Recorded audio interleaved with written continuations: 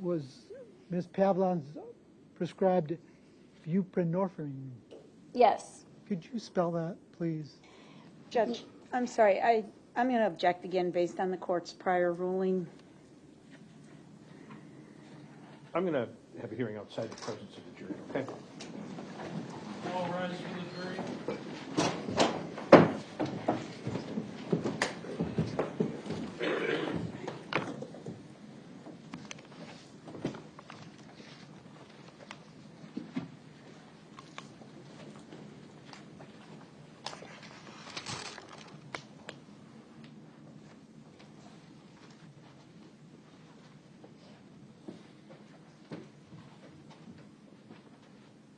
All right, have a seat, everybody. Thank you. You can be seated. So, Ms. Opper, his last question was whether Ms. Pavlon was prescribed a certain substance. Yes. The name escapes me right now, and you objected. So I agree that question on its face is probably not objectionable, but the concern is, just like what we just had with the alprazolam, Your Honor, in the report that was authored by Dr. Hail, which I have, the last one I have from her is dated August 7th, 2025. There's no reference to alprazolam. There was no alprazolam detected in Ms. Pavlon's toxicology. Yet, they just asked her to opine, how can alprazolam kill you? There's no buprenorphine found in her toxicology, and he's about to go into how can withdrawal from buprenorphine kill you, or what effects can that have. He's implied to this jury that she knows the cause of death, and yet, based on your earlier ruling, she's not going to be able to provide that opinion to the jury. So this is very confusing and misleading. There's no reason to be discussing these drugs that are not part of the toxicology and specifically referenced in her report. Ms. Galaviz, your response? Doctor, based upon your review... No, your response to me. Oh, Judge, there was alprazolam, I believe, in Ms. Pavlon's system. So I'm not sure what the objection is about alprazolam. These were things that Ms. Pavlon's was described that she was taking during that month of, from the summer of 2022. Because of her state, her decomposition, blood was, we couldn't take blood from her, so they only could take it out of her liver. So I think, I know Ms. Opper doesn't want the jury to hear this, but it's unknown whether or not this was in her system because of, but alprazolam was because of the decomposition of the body and the lack of blood. But it's, So I'm looking at Dr. Hale's report, page 14. Do you have your report with you, Doctor? I don't have it with me, but I would like to. Put up. So I could give it to her, Judge. there's, I'm going to show her. There's page 14, and it says positive findings, and it mentions a number of substances. That's document 156 from our file, and we'll just put up that document.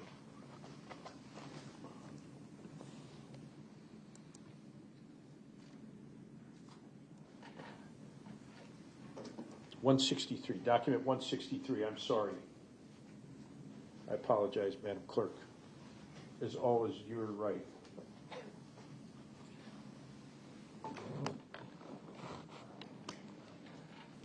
Page 14.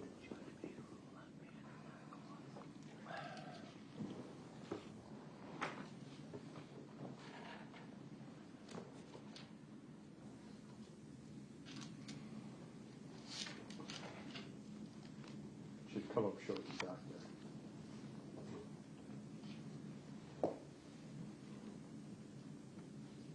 It's frozen. All right. Judge, I could show her if you want me to. I have an exhibit. All right, bring it up. It would be defense exhibit number 442.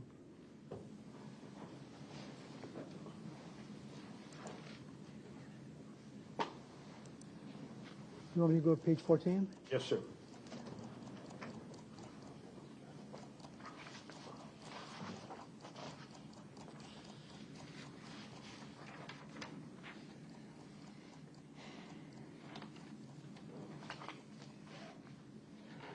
Doctor, page 14 lists positive findings.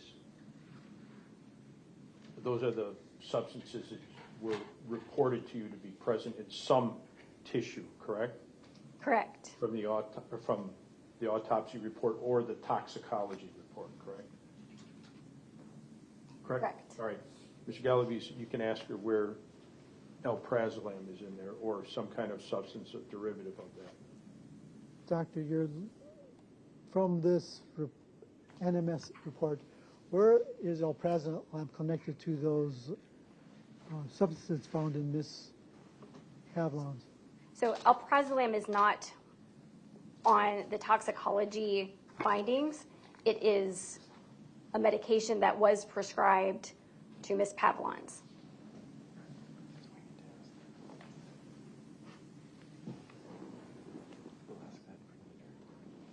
But you don't dispute that it was prescribed to her, Ms. Opper? It was prescribed, Okay. but, Right, no, I understand. okay, But it wasn't found in her system. correct. Right. So, and then oxycodone or its derivative? So what other objections do you have, ma'am? So that was on there, and that's in her report on the bottom of page 14, that oxymorphone was found. Right, a metabolite of oxycodone. Yes. So your So- concern was the The alprazolam. alprazolam and then the buprenorphine. And what is buprenorphine, which was just testified about? What substance is that, doctor? Does it have a common name or generic name? Do you want me to answer? Yes, doctor. Buprenorphine is a medication used for opioid addiction. It does have a brand name Suboxone when it is mixed with Narcan, but buprenorphine is the generic name. Did you And have excuse me for a second, did you have a prescription for it, Mr. Galavis? Yes, yes, sir. Okay, and you dispute that, Ms. Opper? I don't dispute the prescription. I doubt that it was detected. Okay, all right. So I've previously indicated that the doctor can report about the substances found in Ms. Pavlon's tissue. And we've had other evidence about the tissue or the strength of the findings and so on. So there was a prescription for alprazolam or Xanax, and if there was a prescription for Suboxone and it's some substance in it, I am going to allow that testimony that there may have been a prescription for it. Okay. But I think whether or not it's relevant is a subject for cross-examination. But I want to be really clear here. I've made my ruling Right, Judge. about what this doctor can report. She can report about the toxicology findings and the other verbiage about the cause of death, what she believed golfers could see or not see. That is off limits. And I think I've made that very clear previously before. And if you get even close to that, I'm not going to wait for an objection. All right? Right, could you clarify for me what? Mr. Gallagher should have done that for you already. Judge, I did, but I think you ruled that she could not testify as to the manner of death, not the cause of death. She is able to testify about her beliefs about the toxicology. Right? Right, Her but- report sets those things out. She says certain things. In each of the substances, she makes findings about.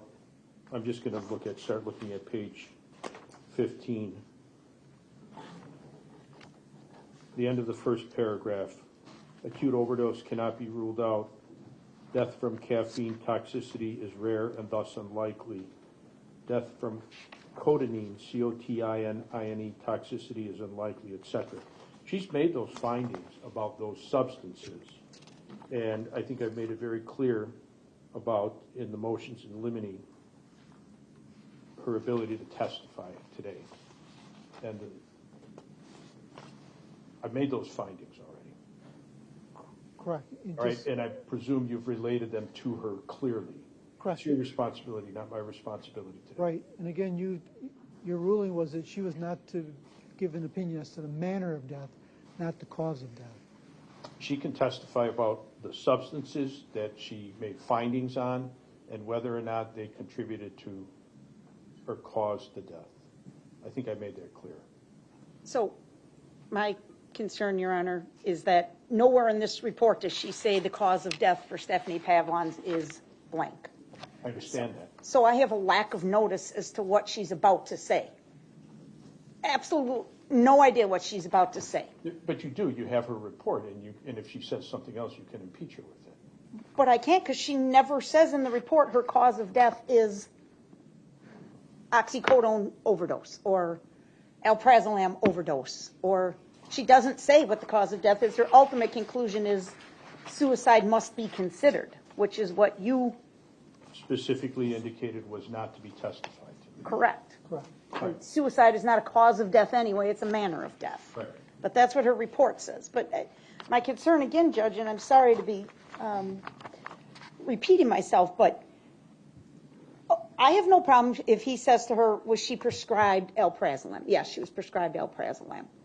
But to allow her to say what are the effects of withdrawal of alprazolam or can death result from alprazolam when there's nothing in this record gives an improper miscommunication to this jury that, boy, there must be something more here.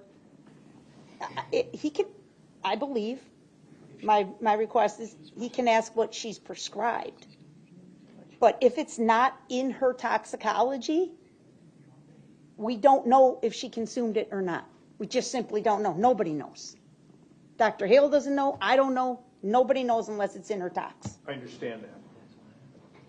And I think that's a proper subject for cross-examination. So I'm going to allow that testimony, right? As to what she was prescribed and perhaps what those substances may or may not do. But again, the fact that there isn't any indication in the toxicology report and that whether or not alprazolam could cause X, Y, or Z, that's a fair and appropriate subject for cross-examination, whether or not it was at all present. All right, thank you. All right, we'll bring the jurors back.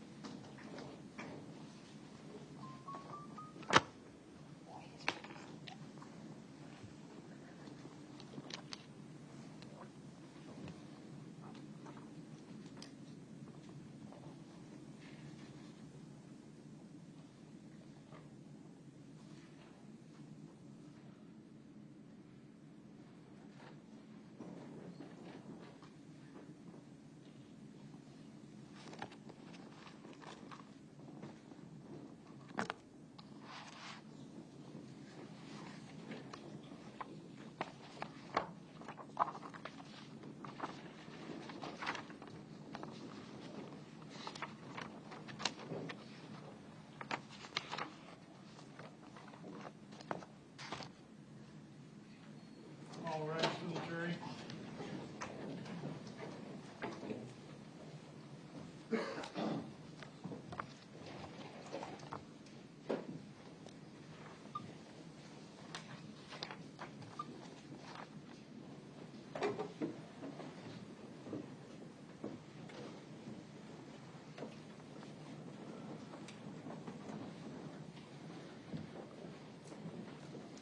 All right, have a seat, everybody. Thank you very much. Thank you very much for your patience, ladies and gentlemen. As I indicated, from time to time, there's going to be a legal issue that has to be taken up between the court and the lawyers. That's exactly what we've done. Mr. Galavis, continue. Yes, Judge. Doctor, was she prescribed buprenorphine? Yes. Have you, for the court reporter, could you spell it, please? B-U. She's got it. Okay. Have you ever prescribed that medication? Yes. What's the purpose of that medication? Buprenorphine is nicknamed Bup in the medical community, and it is used to treat opioid addiction. And the way that it works is it goes to the opioid receptors and partially binds to those receptors. So it tricks the receptors to having an opioid there. And you may have heard the name Suboxone before, which is a trade name associated with this medication. And we are starting to prescribe this more and more in the emergency department setting to help people with opioid withdrawal. Was she prescribed sertraline? Yes. And just for the record, sertraline. Yes. Have you ever prescribed that? No, we try not to prescribe psychiatric medications from the emergency department. That is something that we would do in conjunction with our psychiatric faculty. Was she prescribed torpiramate? Yes. How do you say that? Topiramate. Have you ever prescribed that? I have, but again, topiramate is a medication that can either treat seizures or it can also treat migraines.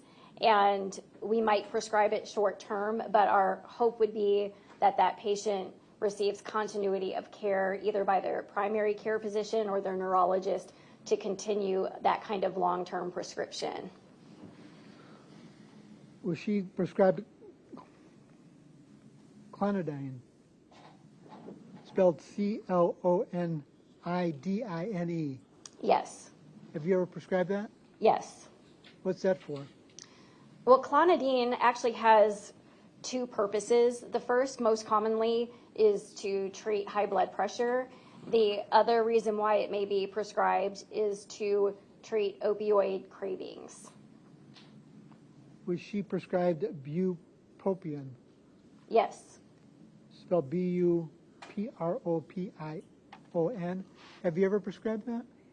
Again, this is a psychiatric medication, and same thing, we try not to prescribe psychiatric medications for emergency patients because we would want that to be in conjunction with our psychiatric colleagues. Again, you are a medical toxicologist, true? True. And your expertise is in prescription drugs or illegal drugs? Yes. And your expertise in this field, how long have you done it? Since 2004. Is it dangerous for a patient to mix these drugs? It can be, yes. Is it dangerous for a patient who's prescribed any of these drugs to stop taking them? It depends on which one. Alprazolam is, again, a medication that if you stop it, you can develop a withdrawal syndrome. So part of that withdrawal syndrome that is dangerous is seizure activity. Alcohol withdrawal, benzodiazepine withdrawal is a life-threatening condition, whereas opioid withdrawal, albeit extremely uncomfortable, is not a life-threatening condition. Opioid toxicity is, but not opioid withdrawal. Now, you talked about the documents you received from the medical examiner. Does that include the NMS report? Yes. Prior to this court case, have you ever seen an NMS report? Oh, almost every day. I'm showing you with Martha State Defense Exhibit number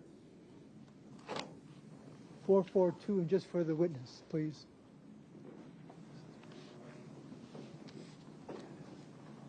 Is it?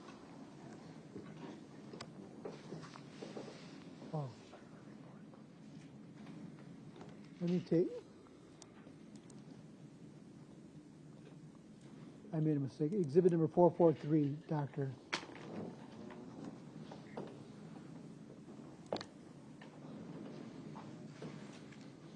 Tell me when it's on your screen.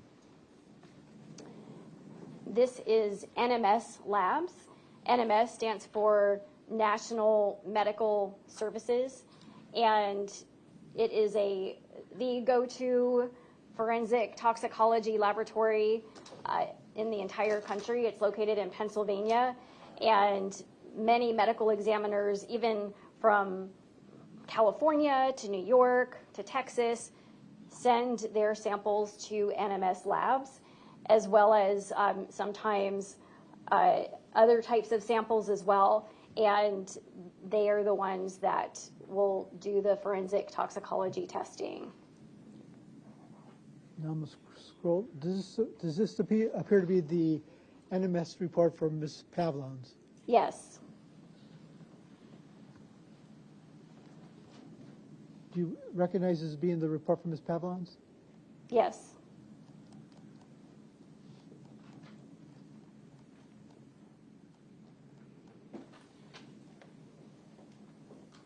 It's an 8-page report? 8 pages? Yes. Judge, I'd ask to admit this exhibit and publish to the jury. Any objection? Oh, Judge, we had previously stipulated to this exhibit. Okay, go ahead. It's admitted. Well,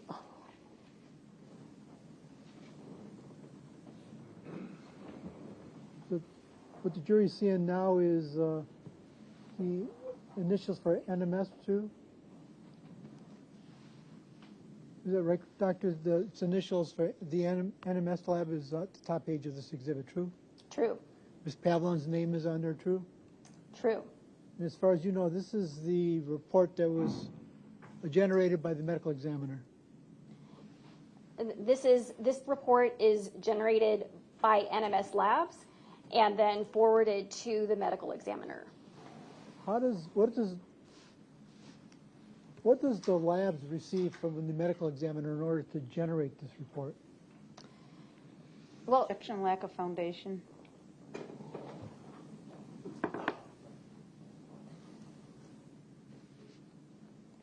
I'll sustain that objection, yes, for that question. Have you ever submitted samples to the NMS, to the lab in Pennsylvania? no, I have not. I'm showing you as marked as, again, page 1. What is the jury seeing right in front of them? So these are the final results of the toxicology testing that was performed on Stephanie Pavlon. So in other words, they may test for a whole menu.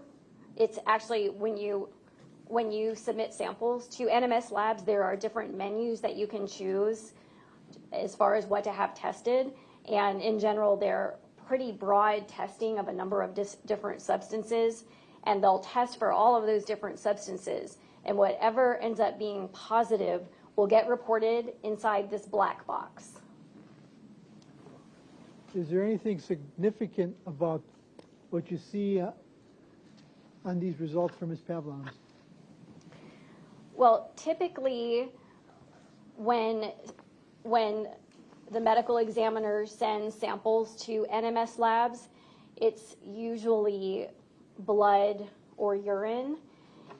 It's not as common to submit liver or muscle tissue, but what has been described is the advanced state of decomposition in this case, where there was not any blood or urine, or oftentimes vitreous, which is the eyeball jelly that can be tested for.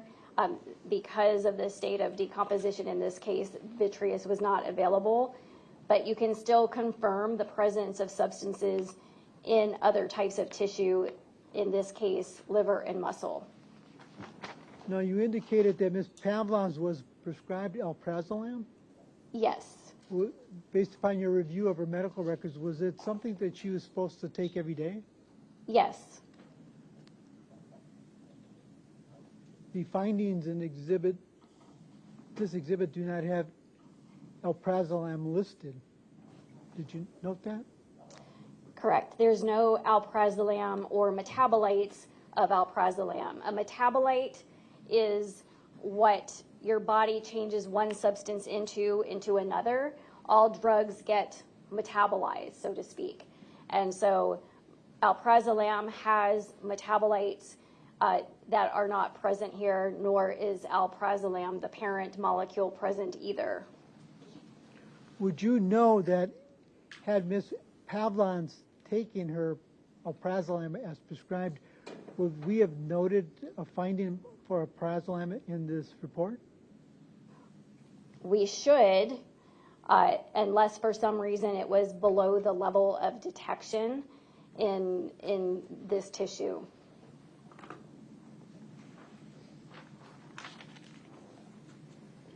Was there anything else that you needed to receive from myself, or in this case, to render any kind of opinion?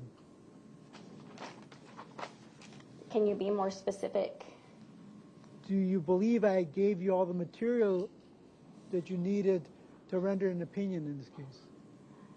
Yes. Did you note that on the report? I did.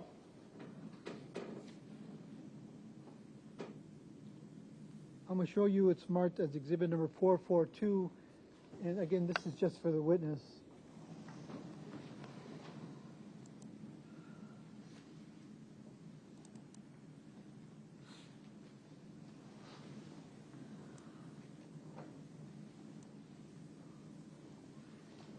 You can let me know when you see it. I see it. Now, this is a report that you drafted for this case, State of Wisconsin versus Matthew Paul, true? True.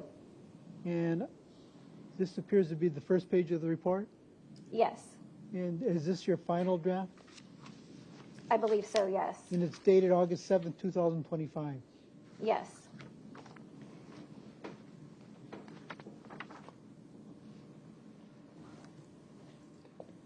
Page 1 of the report discusses your qualifications, true? Yes. Why did you find that significant to list that on this report? Why do I put qualifications in a report? Yes, ma'am. I put qualifications in every report that I generate just to describe my education, background, and experience. Page 2 of your report, it's labeled methodology. Yes. What's the purpose of that? Well, methodology is how an expert goes about reaching an opinion. And whether it's somebody in a laboratory who describes the technique that they use to analyze something, or fingerprints or DNA, that's the methodology that they use. When a medical expert is giving or rendering a medical opinion, it is also, there is a certain methodology that we follow, and that is the method of differential diagnosis. That same page discusses, in general, the cause of death, true? Yes, in general, yes. And it lists traumatic causes of death. What does that mean? Well, part of differential diagnosis, if I may explain, is when somebody comes to the emergency department, let's say, and they are complaining of certain symptoms, physicians generate what's called a differential diagnosis, meaning that we go through this mental flow chart of what could possibly be going on with this patient. And so take, for example, chest pain. Is the chest pain because someone dropped a weight on their chest, or are they having a pulmonary embolism, which is a blood clot to the lung, or are they having a heart attack? And so we ask a series of questions, and we will do a physical exam, and then we will obtain ancillary studies like laboratory, EKG, x-rays, CAT scans, in order to rule in or rule out a diagnosis. And there are some diagnoses in that mental flow chart that are high in the differential, and then there are some diagnoses that are low in the differential. So more likely it's this versus that. And so when you are doing a cause of death opinion, remember, cause of death is a diagnosis. And so the methodology of a medical physician is to go through the same type of methodology for cause of death. And so first you want to rule out traumatic causes of death. Then, in general, you want to look at natural causes of death. And then finally, you will consider the toxicology findings. And then last but not least, you consider an arrhythmia, which is a lethal heart rhythm. And the reason why that is last but not least is because there's nothing that you can see on an autopsy to rule in or rule out an arrhythmia, so it becomes a diagnosis of exclusion. So that is the differential diagnosis or methodology that all physicians would use in rendering a cause of death opinion. Judge, I'm going to object and move to strike based on prior rulings in the court's earlier discussion with counsel outside the presence of the jury. I'm going to overrule that objection. You can continue, Mr. Galavis. Your report mentions the things you just discussed with the jury. It also talks about toxicological causes of death. Yes. What's that? Well, a toxicological cause of death is a death from a substance or a poison. It can be a prescription drug, it can be an illicit drug, it can be a chemical type of exposure, but specifically when we're talking about a toxicologic cause of death, it involves interpretation of post-mortem drug levels. And typically, if you were to do an autopsy or look at a dead body, there's really not much that you can see to determine whether or not someone died from a toxicologic exposure, illicit or prescription medication. And so what you're left with are these drug levels. And what's very important when you're considering a toxicologic cause of death is not to hang your hat on a specific number. And I will tell you that when I tell lawyers this, and honestly, when I tell a lot of other physicians this, it's like telling them that there's no such thing as Santa Claus, because it's hard to believe that impairment, for example, in a driving while intoxicated case, or intoxication, or cause of death is determined by a blood level alone. And this is true if you have blood. This is true even if the person is still living, because, for example, if someone gets into a car crash and they have methamphetamine present, it is not determined that they're impaired based on that level, and that's living blood. So there are only a handful of substances that we check blood levels on in the healthcare settings. There's just a few. Everything else, you have to correlate the post-mortem or the ante-mortem blood levels, which we don't typically get, with peri-mortem circumstances, with how a person may have been looking around the time of their death. And it is not determined by the level in and of itself. So if it's not something that we can determine from blood, you certainly cannot make a determination based on a level that is in liver or muscle tissue.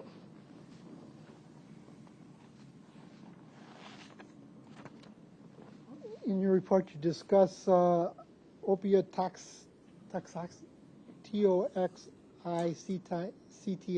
and death. What, you have a page of that discussion. What's that about? Objection, relevance, Your Honor. What's relevant, sir? Mr. Galavis.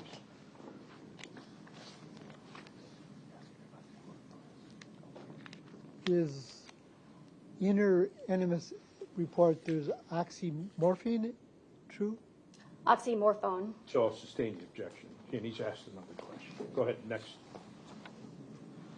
In this case, what were the pertinent details that you considered in rendering an opinion? Can you repeat that? What pertinent details did you consider in rendering your opinion? Well, as I was describing earlier, it is More important. specific, Mr. Galavis. Just a second, Doctor. Go ahead.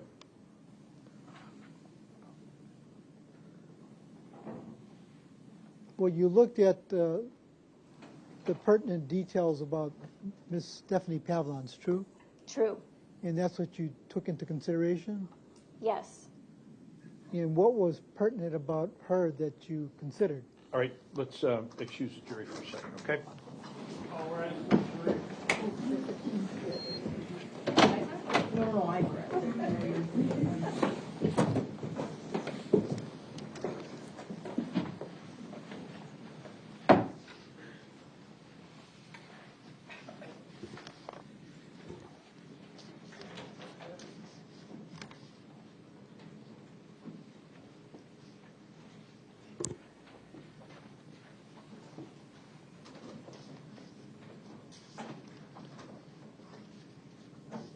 Have a seat, everybody. The jury's left. Mr. Galaviz, I told you that I would stop without an objection. Your question was, and what was pertinent about her that you considered? The answer to that in the doctor's report is that she considered things that I indicated very clearly in my prior ruling that I would not allow the doctor to testify about. You've been asked, and don't play coy with me, you're asking a far too open-ended question that if she answers truthfully, she's going to get into things that I said she could not testify about. And that's why I asked you to be more specific, Mr. Galaviz. If you can't do that, then the response is going to be farewell to Dr. Hail. You need to be more specific in light of my prior ruling on the motions in limine. All right? Correct. And you can think about that. We're going to take a break right now for the afternoon, about 10 minutes or so. Bring jurors back from the state. Yes, Your Honor, just continuing on what we've been discussing. I'm not going to object to the admissibility of 442, but to publication I am, because there's so many things. I mean, Mr. Galaviz keeps scrolling through it as he's asking questions. I don't want the jurors to see things that this court has ruled to be inadmissible. And so I'm going to object to just wholesale publishing and scrolling through it in front of the jury and things like that. I guess if there's a particular area of the report that he wants to ask about that the court has allowed, I wouldn't object to that. I'm but very cognizant of that, ma'am, and I have been watching and looking at the report as we go through this, and I'm very cognizant of that. And when and if there's a request, I'll rule appropriately. Okay, thank you. All right, anything else, Mr. Galaviz, before I Yes. bring the jurors back? Yes, Judge, for purposes of my witness, I'm a little confused. I know she's a little confused because I read your motion ruling on the Dauber hearing several times. She's read the transcripts herself. And again, your ruling was she was not to discuss in any shape or form manner of death. And she understands that. We're not discussing any kind of manner of death here thus far. It's just cause of death. You didn't prohibit her to give an opinion as to the cause of death, just the manner of death, that she wasn't qualified to give that opinion. I understand that, Mr. Galaviz, but I want to be really clear. That question that caused me to stop was when you asked her, and what was pertinent about her that you considered? And that's a very open question, and the things that she considered in her report were some of which I said, no, she doesn't have the ability to testify about it. Right. And look, And she knows not. Mr. Galaviz, let me finish, all right? This is not my first rodeo, okay? The way you asked that question was a very open-ended question that called her to respond with everything that she considered. Ask a question, you can, and this is not your first rodeo. You know what my ruling was. You know what's not to be testified about. You can make a question. You can construct a question that keeps the doctor to those areas that are permitted. Right. And if you can't do that, we'll stop. No, and she knows what she can't testify to. I've instructed her what she cannot say. Then ask better questions. Anything else? No? Mr. Ms. Opper? Again, Judge, I renew my objection on the grounds of lack of notice to the state of Wisconsin. At no time in this report or at the Daubert hearing did she testify, I conclude cause of death is blank. Now she's going to get up here for the first time in direct examination and tell the jury what she thinks happened? It's nowhere in her report. They've given us no notice whatsoever. She's testified about, when I look at her report, the way I read it, it says these things did not cause her death. Or that there was inconclusive evidence of the cause or the amount. So that's what I read. And if she strays outside that, then I'll take care of it when I have to. And I think my ruling has been clear from the time we had the motion in limine, what she can testify about. And you're correct. She's stated in her report, the plain language, the plain English says, and again, I'm just going to quote some, inconclusive whether an overdose of topiramate, not enough evidence to determine whether an overdose of sertraline, not enough evidence to determine whether an overdose of oxycarbazepine contributed to her death, ibuprofen unlikely, cotinine toxicity unlikely. That's what she's tested. That's what she's reported. And I think we're clear where we're going to go, and we're not going to go beyond that. And if she's reported in her report about the manner of death, and I've indicated that that's not to be testified to. And again, I expect that Mr. Gallery's talked to the doctor about that. I'm taking and I'm listening carefully to the questions. We're going to move forward. And again, if I think that there's going to be an attempt to cross the line, given my prior ruling, I won't wait for an objection. All right? Let's bring the jurors back.